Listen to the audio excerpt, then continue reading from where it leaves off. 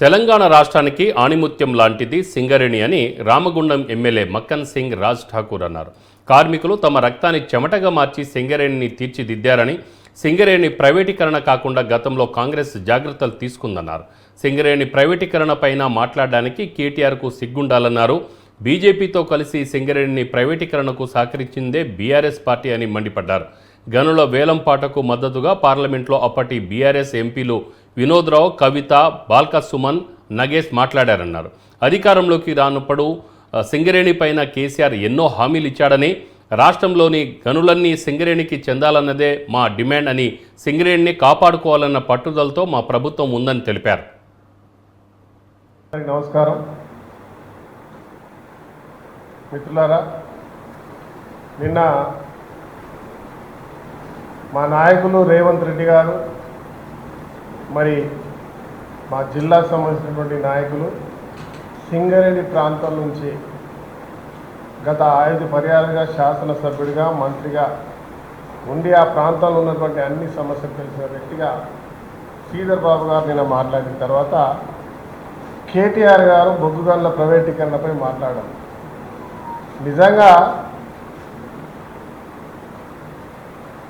నేను కొంచెమైనా సిగ్గు మానం ఉంటే ఒక్కసారి వాళ్ళు గతంలో చేసినటువంటి అంశాన్ని వాళ్ళు ఒకసారి నెమరు వేస్తారు. గత పార్లమెంట్లో భారతీయ జనతా పార్టీతో కలిసి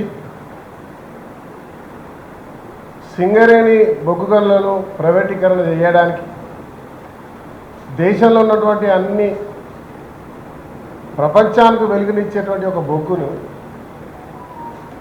కార్మికుడు తన ప్రాణాన్ని సైతం లెక్క చేయక తన రక్తాన్ని చెమటగా మార్చి ప్రపంచానికి వెలుగునిస్తున్నటువంటి ఒక బొగ్గు గని కార్మికుడు. అలాంటి గనులన్నింటినీ కూడా ప్రైవేటీకరణ చేసేటువంటి భాగంలో ఒక చట్టాన్ని తీసుకొచ్చే కార్యక్రమం చేసినప్పుడు స్వయంగా టీఆర్ఎస్ పార్టీకి సంబంధించినటువంటి పార్లమెంట్ సభ్యులందరూ కూడా, ముఖ్యంగా ప్రధానంగా ఆ రోజు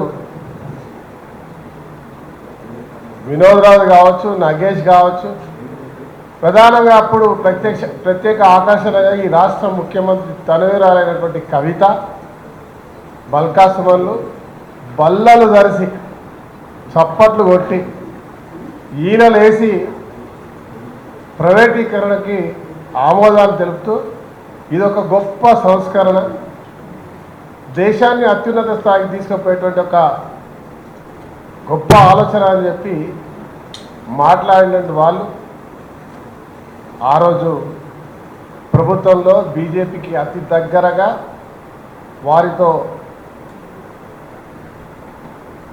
కలిసి పనిచేసినటువంటి వారు ఈరోజు కాంగ్రెస్ బీజేపీ కలిసి సింగరేణిని నష్టం చేస్తుందని చెప్తా ఉన్నారు. నమస్కారం.